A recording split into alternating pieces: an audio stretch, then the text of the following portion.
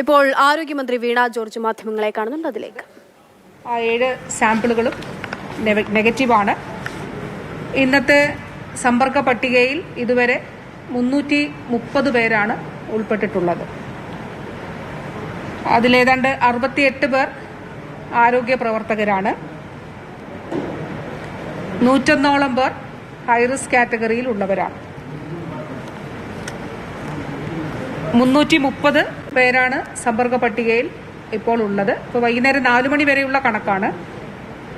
330 പേർ സമ്പർക്ക പട്ടികയിൽ, 68 ആരോഗ്യ പ്രവർത്തകർ അതിലുണ്ട്, 101 പേർ ഹൈറിസ്ക് കാറ്റഗറിയിൽ ഉള്ളവരാണ്. 7 പേരാണ് IP അഡ്മിഷനിൽ ഉള്ളത്. അതിൽ 6 പേർക്ക് നേരിട്ട് ഈ കുട്ടിയുമായി നേരിട്ട് സമ്പർക്കമുള്ളവരാണ്. ഒരാൾക്ക് എപ്പിഡമോളജിക്കൽ ലിങ്ക് ഇല്ലാത്ത വ്യക്തിയാണ്.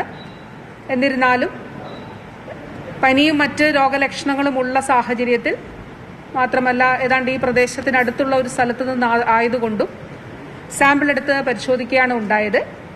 പക്ഷേ ആ പരിശോധനാ ഫലവും നെഗറ്റീവാണ് എന്നുള്ളതാണ്. അപ്പോൾ ഈ ഒരു പ്രവർത്തനം ആരോഗ്യവകുപ്പ് തുടരുന്നു. അതായത് കോണ്ടാക്ട് ലിസ്റ്റിലുള്ള ആളുകളെ സാമ്പിൾ എടുത്ത് പരിശോധിക്കുകയും രോഗബാധയില്ല എന്നുള്ളത് ഉറപ്പാക്കുകയും ചെയ്യുന്ന പ്രവർത്തനം തുടരുകയാണ്. സമ്പർക്ക പട്ടികയിൽ ആരെങ്കിലും വിട്ടുപോയിട്ടുണ്ടോ എന്നുള്ളത് ഒരിക്കൽ കൂടി പരിശോധിക്കുന്നുണ്ട്. ഇന്നലെ പ്രസിദ്ധീകരിച്ച റൂട്ട് മാപ്പിൽ ഇന്ന് ഇപ്പോൾ പ്രസിദ്ധീകരിക്കാൻ പോകുന്നത് കുറച്ചുകൂടി മൈന്യൂട്ടായിട്ടുള്ള ഡീറ്റെയിൽസ് ഉണ്ട്. അതായത് ഓരോ ആശുപത്രിയിലും ഒരു പ്രത്യേക സമയത്ത്, കാരണം ഇപ്പോൾ ആശുപത്രികളുടെ പേരുകളൊക്കെ വന്നതുകൊണ്ട് ആളുകൾ വലിയ രീതിയിൽ ആശങ്കപ്പെട്ട് ഞാൻ അവിടെ പോയിരുന്നു, ഇന്ന ദിവസം പോയിരുന്നു, അല്ലെങ്കിൽ അതിനൊരാഴ്ച മുൻപ് പോയിരുന്നു, പ്രശ്നമുണ്ടോ എന്നുള്ള നിലയിൽ. അങ്ങനെയല്ല, അതിൽ ആശങ്കപ്പെടേണ്ടതില്ല. ഈ റൂട്ട് മാപ്പിൽ പറഞ്ഞിരിക്കുന്ന സമയത്ത് ഇപ്പോൾ ചിലപ്പോൾ കാഷ്വാലിറ്റിയിലായിരിക്കാം, അല്ലെങ്കിൽ ചിലപ്പോൾ ICUയിലായിരിക്കാം. അവിടെ ആ സമയത്ത് ഉണ്ടായിരുന്നവർ അങ്ങനെ കോണ്ടാക്ട് ലിസ്റ്റിൽ ഇടം പിടിക്കാൻ സാധ്യതയുള്ളവർ ദയവായി കൺട്രോൾ റൂമുമായിട്ട് ബന്ധപ്പെടുക. മറ്റുള്ളവർ ഇത് സംബന്ധിച്ച് ആശങ്കപ്പെടേണ്ടതില്ല. ഇതുകൂടാതെ ആശുപത്രികളിലെ CCTV ദൃശ്യങ്ങൾ ഇന്ന് പോലീസും ഉണ്ടായിരുന്നു. ആരോഗ്യ പ്രവർത്തകർ, ആശുപത്രികൾ പൂർണ്ണമായി സഹകരിച്ചു. കാരണം ആരെങ്കിലും ഇപ്പോൾ ഒരു രോഗിയുടെ ബൈസ്റ്റാൻഡർ തൊട്ടടുത്തുള്ള 2023 കോഴിക്കോടിൽ നമുക്ക് അങ്ങനെ ഒരു അനുഭവം ഉണ്ടായി. രോഗലക്ഷണങ്ങളോടുകൂടി ഒരാൾ വന്നു, അല്ലെങ്കിൽ ഇങ്ങനെ റിപ്പോർട്ട് ചെയ്തു പ്രാദേശികമായി. പക്ഷെ പ്രഥമ ഇതിൽ ഒരു എപ്പിഡമോളജിക്കൽ ലിങ്കും ഉണ്ടായിരുന്നില്ല. അപ്പോൾ എങ്ങനെയാണ് ഈ ലിങ്ക് എന്നുള്ളത് കണ്ടെത്തുന്നതിന് വേണ്ടി ആദ്യം ഹോസ്പിറ്റലിൽ വന്നിട്ടുണ്ടെന്ന് പറഞ്ഞെങ്കിലും ഡേറ്റ് വ്യത്യസ്തമായിരുന്നു. അങ്ങനെ CCTV ദൃശ്യമെടുത്ത് പരിശോധിച്ചപ്പോഴാണ് അവിടെ തൊട്ടടുത്ത് കാഷ്വാലിറ്റിയിലുള്ള ഒരു പേഷ്യന്റിന്റെ ബൈസ്റ്റാൻഡറായി വന്നിരുന്നു. അപ്പോൾ ഈ ബെഡിൽ ആ പേഷ്യന്റ് ഉണ്ടായിരുന്നു, ഇൻഡെക്സ് കേസ് ഉണ്ടായിരുന്നു. ആ CCTV ദൃശ്യമാണ് അന്ന് നമ്മളെ സഹായിച്ചത്.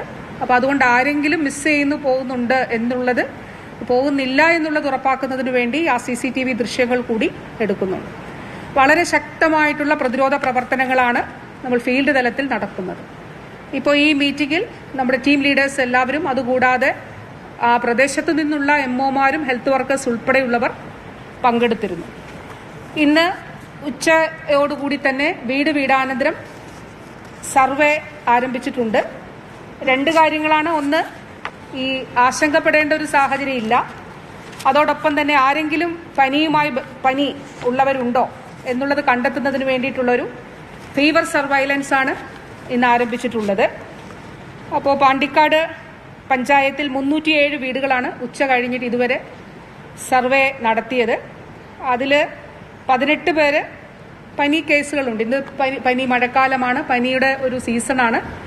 പക്ഷേ ഇവർക്കൊന്നും ഡയറക്റ്റ് കോണ്ടാക്ട് ഉള്ളവരല്ല ഈ 18 പേരും. ആനക്കയം പഞ്ചായത്തിൽ 310 വീടുകൾ ഇന്ന് സർവേ നടത്തിയിട്ടുണ്ട്. അവിടെ 10 പനി കേസുകൾ റിപ്പോർട്ട് ചെയ്തിട്ടുണ്ട്. അവർക്കും എപ്പിഡമോളജിക്കൽ ലിങ്ക് ഉള്ളവരല്ല.